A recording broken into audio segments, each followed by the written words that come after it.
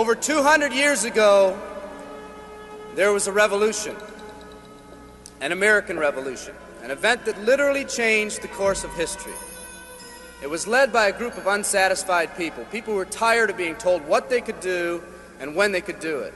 People were fed up with their lack of choices and their lack of personal freedoms. People fed up with their lives being controlled by others. Fed up with being oppressed, fed up with being manipulated. They finally said, enough, I've had it, and I'm not going to live like this anymore.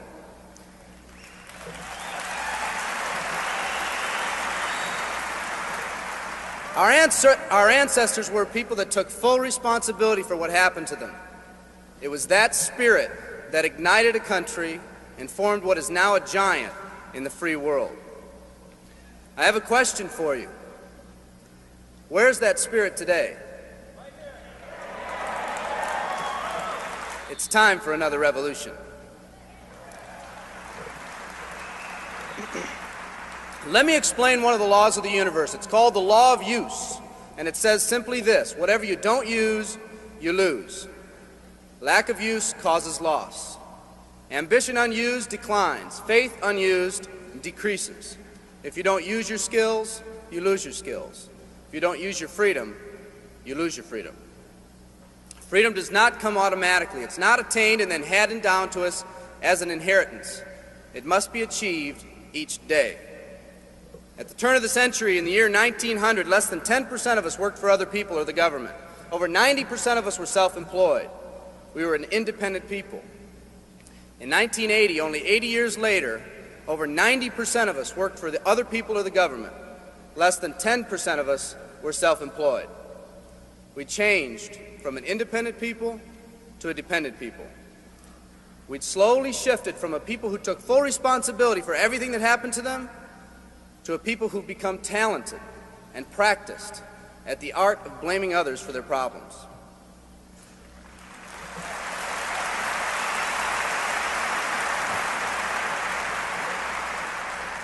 Our giant has fallen asleep.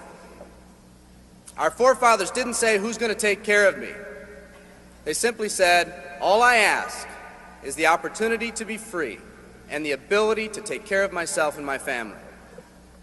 Today, we elect officials who will quote-unquote take care of us. We cry out against anyone who dares to ask us to provide more value in the workplace. We do everything we can to spread around the suffering in our society, and yet no one is willing to step up and be part of the solution. We've slowly changed from a society that compensates based on value to a society that compensates based on entitlement and seniority. What we've come to believe is our due. We act as if someone actually owes us a living. Part of this change is due to the dramatic rise of conformity in our society. We're all taught to conform. Incredible pressures are put on us every day to do things, quote-unquote, the right way. And yet no one asks the question, is this really the right way? A man once said, I'm just a collection of mirrors reflecting what everyone expects of me. We live our lives to please those around us, and the scary thing is, the people around us are doing exactly the same thing. Psychologist Rollo May calls us outer-directed people. We don't act, we only react. We seek not to be outstanding, but to fit in. We're able to respond, but not to choose. Perhaps that's why a wise man once said, the mass of men lead lives of quiet desperation. In order to change, we need to become inner-directed people. People with our own purpose. People who are not easily swayed by the opinions of others. And that's difficult because from a very early age we look to the opinions of others to orient ourselves and to validate our decisions and our actions. Nietzsche said, we need more strong people in this world because the weak, by their sheer mass, are forcing weak ideals and weak values on us all.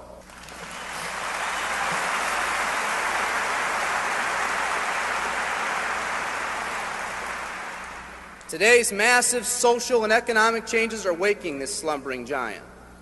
Some people may not be ready right now for the changes happening today in today's society. It doesn't matter if they're ready or not. An old proverb says, if a man wants his dreams to come true, he must first wake up.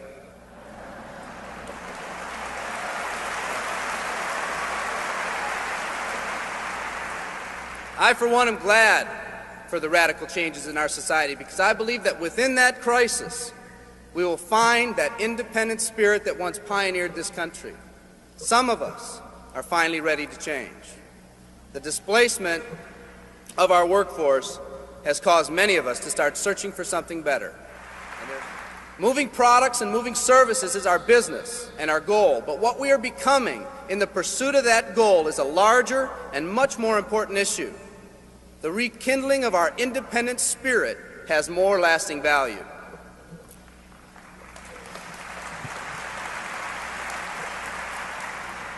There's no more noble a business than the business that encourages the development of people. Every living organism has one and only one central need in life: to fulfill its own potentialities. The acorn becomes an oak, the puppy becomes a dog, and that's all that's required of the oak and the dog.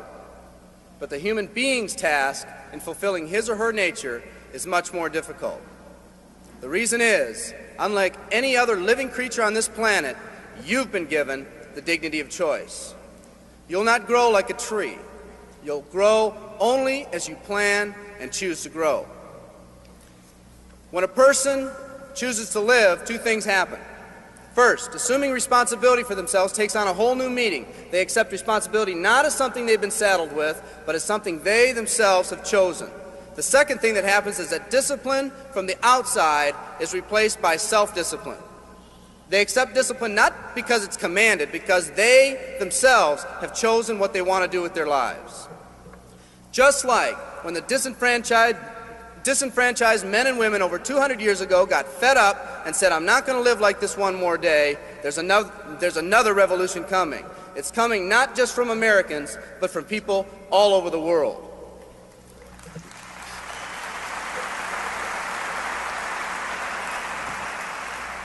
It's coming from people who've been oppressed in meaningless jobs, from people who've been unjustly held back, from people who've been slighted or ignored, from people who've had their hopes crushed time and time again by the circumstances around them, from people who've been playing in a game where the rules weren't the same for everyone, from people whose dreams have almost died by the methodical dripping of negative and pessimistic forces, people who've just been waiting for the right opportunity to present itself, an opportunity that they could hold on to, believe in, a place where people believed in them.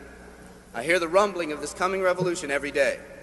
The old rules are changing, and society is finally ready for that change.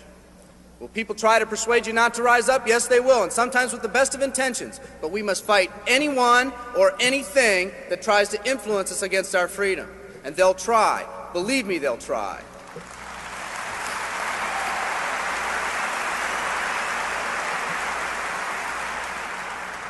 They'll try to suggest you off course, to nudge you off course, to distract you off course.